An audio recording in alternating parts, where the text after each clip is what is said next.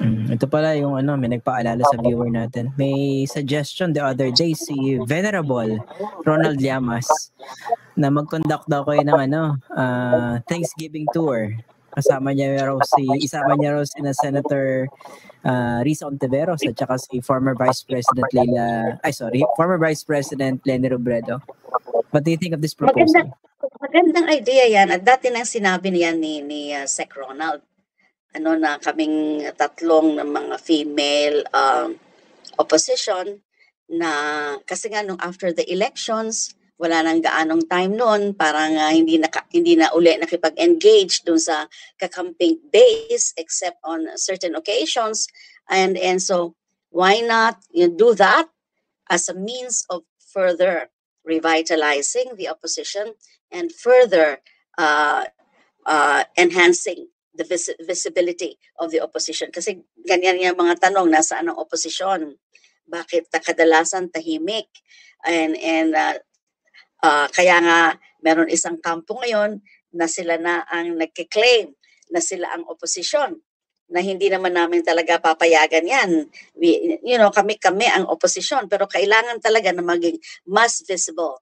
And that is one way na yung pinopropose ni Sec Ronald na Thanksgiving for their support and also listening sessions with them. Alamin ang kanilang mga kalooban, hinanaing, yung mga suggestions nila, how to further help strengthen the opposition.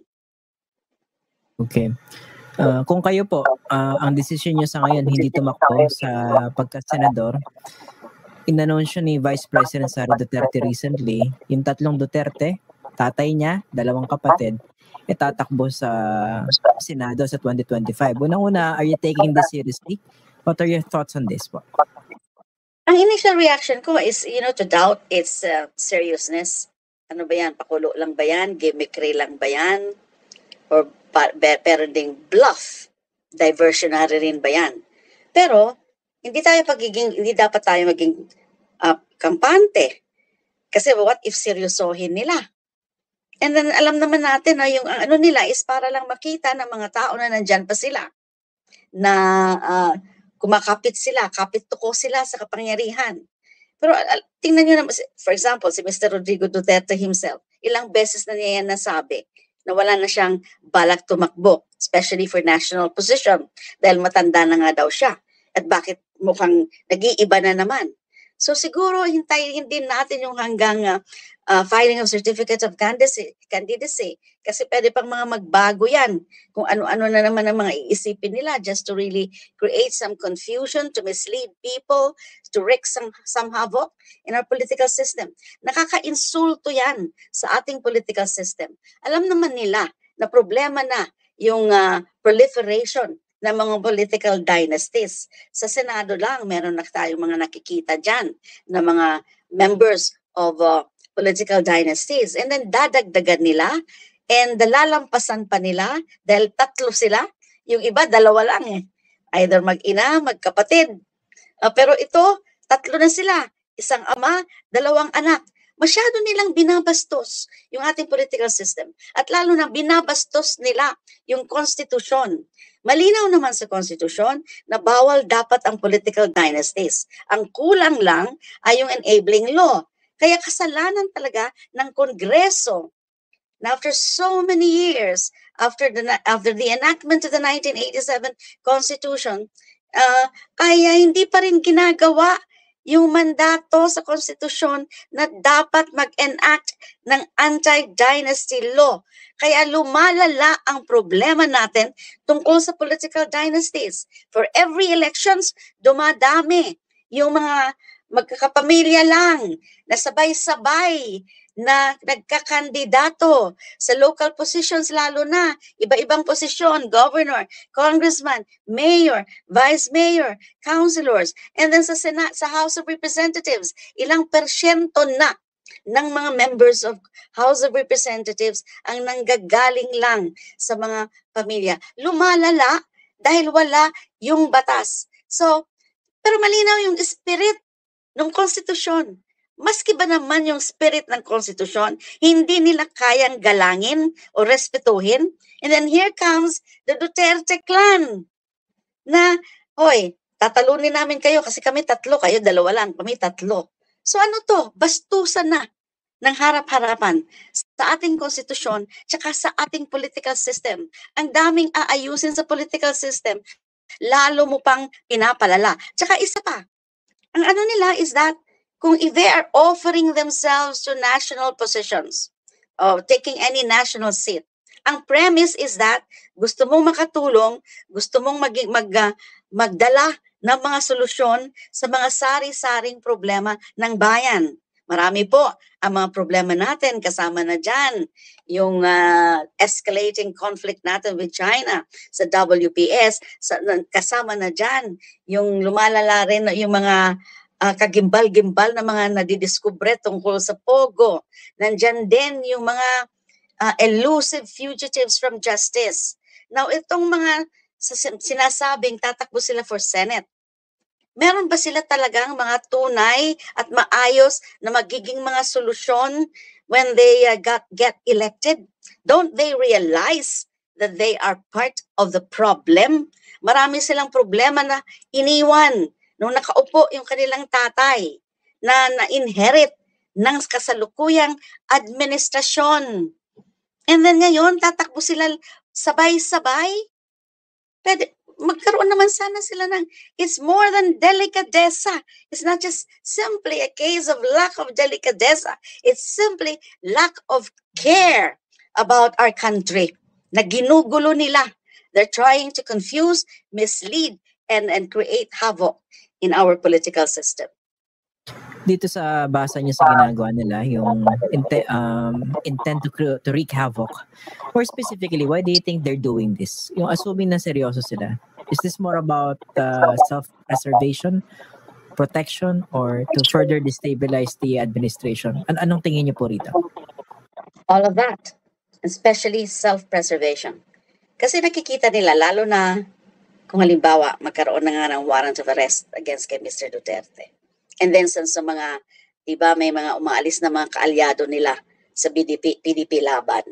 And then yung mga issues na binabato sa kanila, yung lack of accountability, lack of transparency. Now, alam nila na kung hindi sila gagalaw o hindi sila ambisyon ng ganyan, this time around, sabay-sabay na tayo, national position to maintain relevance, ipakita nila na dito pa kami at kaya naming manalo, then for self-preservation. Dahil nga may mga nangyayari ngayon, they're now being, they now feel threatened. Yung ongoing investigation na yan sa House about the EJ case. And then, yung mga plano dapat na singilin din sila. Yung mga accountability sa mga confidential funds na yan. So they're being threatened. Their hold to power is being threatened because of the yung breakup nila na lalo nang naging klarado nung nag-resign na si VP Sara as DepEd Secretary.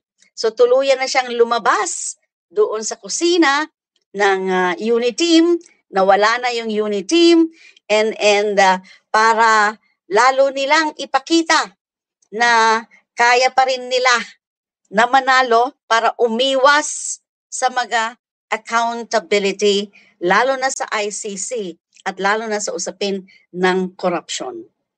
Mm-hmm. Of course, the ICC process is one thing, pero hindi ba pwede rin naman silang papanagutin? Kunwari si Duterte, doon sa sangkatutak na pinatay doon sa drug war niya. Di ba pwede naman pong kumilos yung administration ngayon to hold them accountable? Tama po ba? Yes. Yes, yun nga ang ideal. Na kaya lang tumatagal, kaya nga nag-intervene na yung ICC at nakikita ng ICC. Kasi yung ICC, ang gusto nila yung makita, yung mga honest to goodness at maraming mga criminal proceedings against especially those at the higher level, yung mga high-level perpetrators. hindi lang yung low level. Actually, walang pakialam yung ICC. They would not have really the time to do all of these things, to make everyone accountable, including the low-level perpetrators. Kaya ang ordinarily na focus ng ICC ay dun sa mga matataas, dun sa mga masterminds, dun sa mga officials with highest responsibility for the alleged crimes against humanity. Now, nung submissions ng PH government, Philippine government, nung pinapa-defer nila yung proceedings, saka nung inappeal nila yung desisyon ng pre-trial chamber to resume investigation, may mga sinite sila doon. Yung mga IAS investigation, yung the fact daw na yung DOJ, meron ilan-ilan na mga rini-review yung mga kaso. Ang sabi ng pre-trial chamber and the appeals chamber, sabi ng appeals chamber, meron nga mga ganyan na mga proceedings. Pero wala kaming nakikita tungkol sa mga criminal proceedings. Kasi hanggang ngayon, at that time, ang ano pa lang noon, yung conviction of Kian de los Santos. Ngayon, medyo nadagdagan na. Yung dun sa dalawa pang teenager. Yung si Carl Arnaiz, saka yung si Reynaldo de Guzman, and then yung latest, yung mag-ama. So 3 kaso pa lang yan at 6 na mga biktima. Now, out of more than 20,000, siguro 30,000 nga ang tunay, ayan lang ang pinapakita nyo na criminal proceedings. Sabi ng appeals chamber, we're sorry, it's not what we're expecting. It's not what we want you to do. Na kailangan yung criminal proceedings talaga. So yung house inquiry na yan, kung hanggang dyan lang yan, hindi pa kukumbinsi ang ICC to stop its investigation. Kailangan, it must be converted, it must translate into concrete criminal investigations and prosecutions. So yan ang challenge ngayon. And even then, yung ICC, ang alam ko, patapos na yung kanilang investigation stage. That's why hinihintay na natin, umaasa tayo, at least tayong nakakarami, na mayroong magkakaroon na ng warrant of arrest. It's about time. Hindi na natin kayang hintayin pa yung mga the domestic systems of accountability to truly work in so far as the killings are concerned, dahil nga masyadong matagal, lalo nang hindi naman natin nakikita na kasama sa investigasyon, mga investigasyon na yan, ay si Mr. Duterte himself. Pero nga,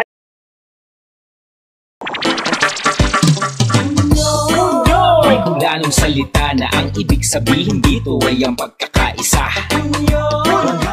Bunyog Party List. Halika na, Bunyog Party List ka na. Halika na, Bunyog Party List ka na.